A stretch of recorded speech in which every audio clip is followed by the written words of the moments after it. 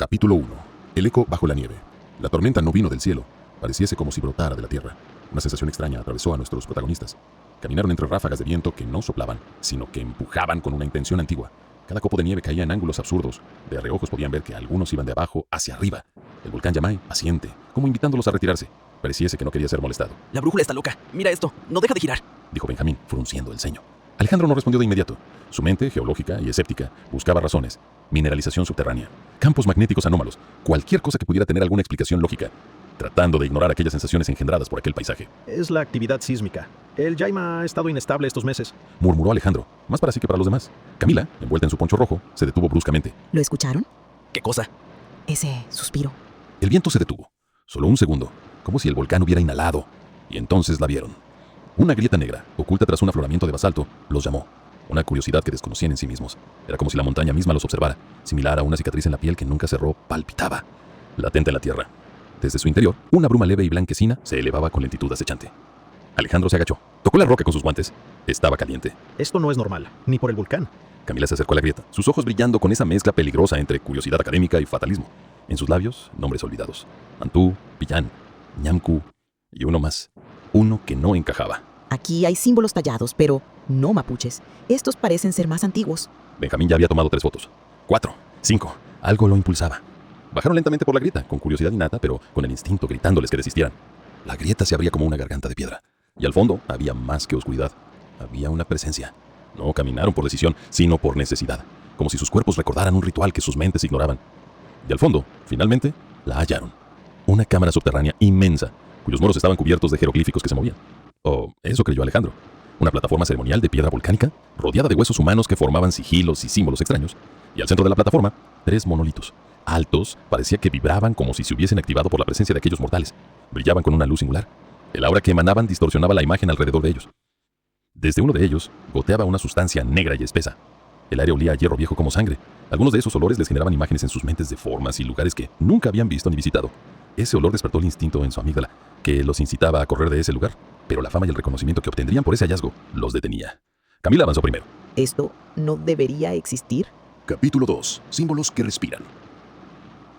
La cueva no era una formación geológica. Alejandro lo comprendió de inmediato. Las paredes eran demasiado simétricas, la bóveda demasiado cóncava, como el interior de un cráneo. Pero fue Camila quien lo dijo en voz alta. Esto no es natural. Esta caverna fue excavada con propósito. Los símbolos grabados en la piedra latían con una luz tenue, como si respondieran al tacto humano. Jeroglíficos sin raíz en ningún alfabeto conocido mostraban criaturas y formas humanoides, ojos y aspectos simbólicos que sugerían la formación de un ritual. Aunque eran estáticas, entre parpadeos parecía que se movían. Alejandro se acercó con cautela. Los observó con ojos de geólogo, buscando fracturas, huellas de herramientas. Pero entonces los símbolos se retorcieron. Como si estuvieran vivas, las líneas comenzaron a ondular bajo su mirada. Se mueven. Susurró, temblando. ¿Qué dijiste? Nada. No, olvídalo. Solo necesito aire. Pero allí dentro no había aire, solo vapor. Un vaho blanquecino que emergía de los monolitos como humo de un incendio que no consumía nada.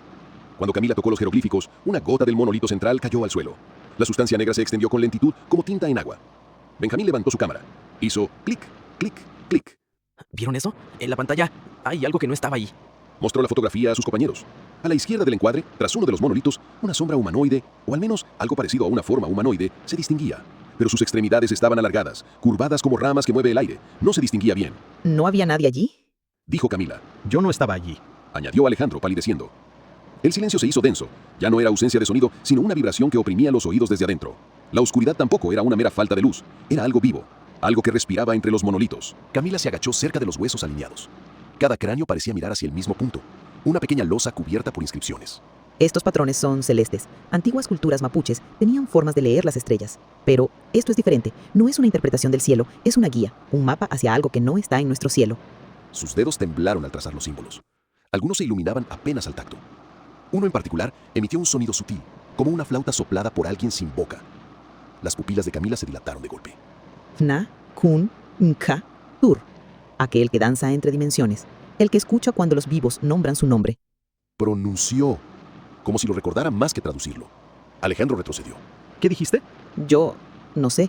No sé de dónde salió. Estaba en el símbolo. Solo lo leí. La sustancia negra de los monolitos comenzó a elevarse desobedeciendo a la gravedad. Los jeroglíficos se movían ahora de forma visible. Los ojos tallados parpadeaban y miraban fijamente a Benjamín.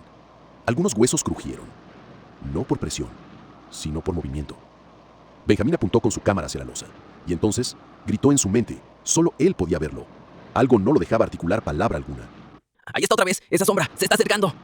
Una sombra líquida cruzó la periferia de su visión. Otra más.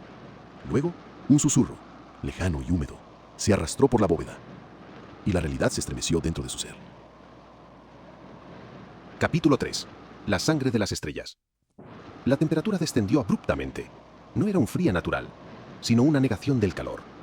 Un vacío térmico que se extendía desde el corazón del monolito central. Alejandro, aún incrédulo, extendió la mano enguantada hacia la sustancia negra que palpitaba al ritmo de los susurros. «No lo toques», advirtió Camila, pero su voz sonó distante, como si hablara desde el fondo de un pozo. Demasiado tarde. Alejandro tocó la gota viscosa que colgaba como una lágrima de obsidiana. El líquido le penetró el guante como si lo ignorara, y al contacto con su piel, un dolor helado recorrió su brazo hasta clavarse en la base del cráneo. Gritó. Su mano se volvió gris. Grietas finas se abrieron sobre su piel como si estuviera convirtiéndose en piedra. Dios, ¿qué es esto? Jadeó, retrocediendo, su respiración hecha vaho sólido. Camila lo sujetó por los hombros. El temblor de sus manos se mezclaba con las gotas de sangre que caían de su nariz. Sus ojos se veían extraños, como si brillaran. Benjamín, absorto por lo ocurrido anteriormente, y después de haber visto aquellas sombras, se armó de valor y continuó documentando aquel extraño momento. Tomando fotos, se percató de que en el encuadre de una estaba, ahí entre ellos, una nueva figura. No era una sombra, era una silueta que sangraba. Una forma humanoide compuesta por pedazos de carne pegados entre sí. Sus brazos tenían una forma líquida brillante, y arriba, donde se supone que iría su cabeza, se encontraba un cerebro repleto de ojos mirando en todas direcciones. Junto a esta alucinación, se escuchaba el tarareo de una melodía que les generaba ansiedad y un estrés ajeno a su experiencia humana. Esto no puede estar pasando. No es una ilusión. Está ahí, en todas las fotos. Murmuró Benjamín. Una tras otra, sus capturas revelaban la figura acercándose. En algunas parecía mirar directamente al ente. Alejandro se sujetaba el brazo, la carne endurecida, agrietada, como una escultura en proceso de fractura. Pero más que el dolor en su brazo, una sensación emanaba de su pecho, como si una criatura se retorciera en su interior, moviendo de lado a lado sus pulmones, y con ello sentía cómo crecían ojos dentro de su cerebro y podía ver.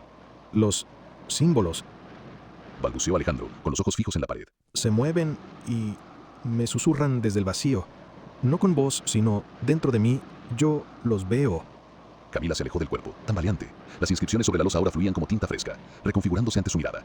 Era como si su sangre tuviera esos recuerdos de esos símbolos. De su garganta brotó una letanía sin saber cómo. El que habita las grietas de la materia, el que observa a través de los ojos de los que no hemos nacido aún. Alejandro cayó de rodillas. En su mente, su percepción del tiempo se disolvían. Escuchaba los latidos de las rocas, palpitaciones bajo la corteza terrestre, como si la montaña misma tuviera un corazón enterrado. Benjamín seguía fotografiando frenéticamente. En cada toma, la criatura se acercaba más. Ya no era una sombra. Aquello estaba ahí y lo podía ver directamente, y eso lo veía directamente. Es hermoso. Es hermoso. Está aquí. Está a mi lado. Balbuceaba dentro de sí. Los huesos comenzaron a girar lentamente, generando formaciones geométricas. La losa vibraba, y los monolitos emitían un pulso que distorsionaba la realidad a su alrededor. Algo que ellos sentían hasta el alma. La oscuridad de la cueva se volvió más densa. Comprendían ahora que se trataba de una entidad que los rodeaba, que los observaba, y que ahora los conocía, y ella ahora pretendía ser entendida. Camila se tapó los oídos, pues los jeroglíficos le hablaban y le transmitían un vacío enorme dentro de ella. La sangre comenzó a brotar desde sus oídos. Alejandro murmuraba sonidos guturales imposibles. Benjamín reía y lloraba al mismo tiempo, mientras decía: Veo. Por fin puedo ver. Entonces, una voz, no humana, no sonora sino mental, les dijo: me han encontrado. Los estuve esperando. Ahora danzarán conmigo. Capítulo 4. Put-Juntastor. La danza. El tiempo se partió como un espejo bajo presión. No hubo sonido, no hubo luz, solo el temblor del alma, una disonancia que les atravesó los huesos, como si cada célula fuera arrancada de su lógica y lanzada a otra órbita de comprensión. Los monolitos se alzaron, ya no como estructuras inertes, sino como órganos de una entidad dormida. Palpitaban en resonancia perfecta a esas palabras, como si repitieran un canto aprendido por la piedra antes del nacimiento de las estrellas. Camila, aún arrodillada frente a la losa, recitaba sin voz, sin aliento, sin voluntad. Put-Juntastor. En la grieta del comienzo, Put-Juntastor. En el fin que ya ha sucedido, Tastor, ven. Y en ese momento, el mundo cambió de forma. La cueva desapareció, o más bien, se desgarró. El techo se diluyó en un cielo sin constelaciones, un vacío estelar donde flotaban restos de realidades olvidadas. La gravedad desapareció, sus pies ya no tocaban el suelo, sino que se suspendían sobre un abismo. Alejandro gritó, pero el sonido no existía, solo ideas de sonido. La piedra que cubría su brazo se deshacía, revelando no carne, sino luz sólida, como si su cuerpo fuera una máscara para algo más antiguo. Camila flotaba con los brazos extendidos, el cabello girando sin dirección, sus ojos completamente negros, como aquella sustancia que emanaba de los monolitos. En momentos parecía verse en sus ojos formas de lugares o estructuras no conocidas. Benjamín reía. Gritó, mientras la cámara colgaba inútilmente de su cuello, apuntando hacia aquel ente. No caminaba, no flotaba, existía. Su forma no era forma, sino consecuencia. Era una figura nebulosa, enorme, compuesta de ojos. 1000, 100.000, algunos fijos, otros parpadeaban hacia atrás, algunos lloraban dándoles un dolor que apaciguaban sus almas. Tentáculos de humo y vacío danzaban a su alrededor como pensamientos inconclusos. Alejandro sintió su mente estirarse, no como una metáfora, literalmente, su conciencia se alargaba, veía siglos pasar, cuerpos que no eran suyos nacer y morir en planetas y tiempos olvidados. Recordó haber sido otra cosa. Un mineral en un planeta ya consumido, un recién nacido en los brazos de su madre, un animal comiendo a otro. En su mente resonaba un canto pronunciado por lenguas antiguas, cantadas únicamente para ellos. Camila, aún recitando, temblaba violentamente, convulsionándose. Benjamín extendió los brazos y caminó hacia la entidad. Esto es verdad, la única verdad, la forma única. Y entonces su cuerpo se disolvió en un líquido alrededor de ese ente. No fue fuego, ni polvo, fue olvido. Se fundió como si nunca hubiera existido, absorbido por el vórtice ocular del ente que ahora palpitaba con mayor fuerza. Alejandro y Camila, aún suspendidos en el vacío, se aferraron el uno al otro. El cielo colapsó. Los monolitos gritaron dentro de sus mentes, y el vacío estelar los expulsó como una arcada dimensional. Capítulo 5. El vacío tiene ojos. Despertaron entre la nieve. Tardaron un par de días en volver en sí. Cuando despertaron, sus cabezas despunzaban y los vómitos no faltaron. No sabían cuánto tiempo había pasado. La tormenta había cesado hacía un tiempo, pero la atmósfera era distinta. Un silencio nuevo, más profundo, lo envolvía todo. No era paz, sino suspensión, como si el mundo estuviera esperando algo. Alejandro y Camila yacían entre rocas heladas a los pies de lo que pareciera la entrada de la grieta. La cueva ya no estaba, o tal vez nunca lo estuvo. Benjamín no se veía por ningún lado. Solo su cámara. Colgaba, inerte, sobre la escarcha. Aún encendida. Camila, aún temblando, se arrastró hasta ella. Las imágenes eran distorsionadas y con ruido. En cada una, Benjamín aparecía, pero no como lo recordaban. Su cuerpo se había ido distorsionando foto tras foto. Primero, ojos de más, luego brazos que se estiraban hasta el suelo. Partes de su cuerpo eran más chicas de lo normal. Y en la última imagen, solo un espiral de luz negra. Pero eso no era lo peor. En cada imagen, el ente estaba más cerca. No como en la cueva, no como en el vacío, sino aquí. Aún estando en la pantalla de la cámara, parecía estar vivo. En cada imagen su presencia parecía estar a un lado de ellos. Alejandro se aferró a su brazo. Las grietas, ahora cicatrices, aún estaban allí, recorriéndolo como un mapa fracturado. Pero ya no dolían. Él sentía cómo palpitaba aún la herida, como si cada una contuviera un fragmento del ente, latiendo con una cadencia que no era de este mundo. Pero todo era una ilusión de su mente. Camila, que lo observaba, se percató que ya no tenía brazo. Lo que sí vio fue una especie de vara que parecía un brazo fusionada y pegada con las paredes de la montaña. Ella sabía que esa vara era el brazo de Alejandro. Está dentro de mí. Murmuró, llorando. La montaña me respira, me habla. Camila se cubrió la boca, no por miedo, sino por el conocimiento. Sabía ahora que los símbolos no eran solo advertencias, sino puertas. Sabía que el culto no había sido destruido, sino que había esperado por ellos. Y sabía que ella había pronunciado el nombre prohibido. Lo había llamado. Cada vez que cerraba los ojos veía ojos flotantes mirándola desde la oscuridad. Camila sintió repentinamente un deseo profundo por escribir trazos en su libreta, en la nieve. Hasta llegó a cortar su propia piel. Escribía formas similares a esos jeroglíficos. Cada sigilo se sentía vivo, ahora ella tenía ese poder, esa maldición. El cielo cambió esa noche. Algunas estrellas les resonaban en su mente llamándolos. Algunos animales de la zona se comportaban como si sintieran una frecuencia inaudible. Huían, se estrellaban contra rocas, aullaban a la niebla que descendía sin lógica desde la cima del Yaima. Ellos se percataron de eso, pero no les importó. Sí, seguía creciendo, pues ese olor que desprendía la niebla les recordaba aquel encuentro. En la piedra volcánica, Alejandro comenzó a escuchar los latidos. ¿Lo oyes? Preguntó, con los ojos inyectados en sangre. Está vivo. El mundo está vivo. Y sueña con él. Intentó abrirse la cabeza con una roca. No lo logró. Camila lo impidió y él lloró, gritó desconsoladamente. No por dolor, sino por no poder entender por completo aquel recuerdo. El verdadero horror no había sido verlo, era recordarlo, sentirlo dentro, y saber que su simple percepción lo había anclado a este mundo usando su mente como portal. Capítulo 6. El retorno de la montaña. Regresaron caminando durante 2 días. No hablaron, no durmieron, permanecían disociados.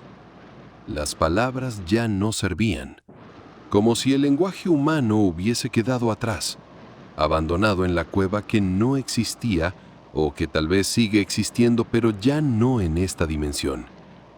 El mundo los recibió indiferente. Nadie les creyó. Nadie podía. Benjamín fue reportado como desaparecido. Alejandro y Camila dijeron que se perdió en la tormenta. Lo cierto es que la tormenta le mostró algo que no debió haber sido visto. La cámara fue confiscada por las autoridades, pero mutó. Las imágenes digitales corrompieron los discos. Quienes intentaron abrir los archivos se enfermaron. Dolor de cabeza, vértigo, sueños repetidos. Días después, en la televisión explicaban que una niebla púrpura cubrió al volcán Yaima, en un radio de 200 kilómetros alrededor del volcán. Científicos atribuyeron el fenómeno a vapores sulfurosos, pero algunos lugareños decían que los árboles se movían y otros le susurraban. Otros encontraron ramas con ojos y de los árboles no brotaba savia, sino un líquido viscoso de color negro. Y los animales huían del lugar visiblemente alterados por una presencia invisible. Alejandro, después de escuchar todo esto, se internó en el norte. No volvió a usar tecnología. Construyó una cabaña entre rocas de la montaña, donde escriben las piedras usando huesos de animales que se atreven a quedar ahí. Dice que las rocas laten, que oyen. Intentó suicidarse 3 veces, pero no puede escapar de su propia mente. No pudo. Cada vez que el filo tocaba su piel, el metal se deshacía en polvo negro. Y ahí dentro, de la montaña, él seguía sintiendo que algo se retorcía dentro de su cuerpo, recordándole que él es solo un recipiente para los ecos del vacío. Camila, en cambio, no tuvo la misma suerte. Fue internada en un manicomio. Encerrada, llena las paredes blancas de su celda con sangre, dibujando símbolos imposibles. Unos los escribe dormida, otros los saca de sueños donde los ancestros mapuches le hablan con voces dobles, como ecos que provienen de la tierra y de las estrellas al mismo tiempo. A veces, en las noches, cuando la luna está llena, ella se despierta con las manos cubiertas de un líquido negro, similar al de aquella cueva. Y en la pared aparecen frases escritas en espiral. Yo soy el portal, yo soy la grieta, está dentro de mí. Lo más inquietante es que algunos de esos símbolos que dibuja han aparecido grabados en las rocas cerca de donde se instaló Alejandro. Y cada año, en el mismo día de la tormenta, animales mueren en patrones geométricos.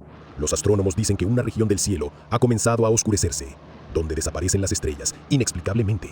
Alejandro siente que algo lo observa desde adentro de su mente. Camila oye susurros cada vez que Alejandro se acuerda de ella. Y bajo la nieve eterna del volcán, la piedra late. Y algo espera.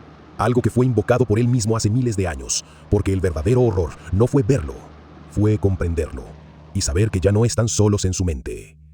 ¿Tú lo alcanzas a escuchar?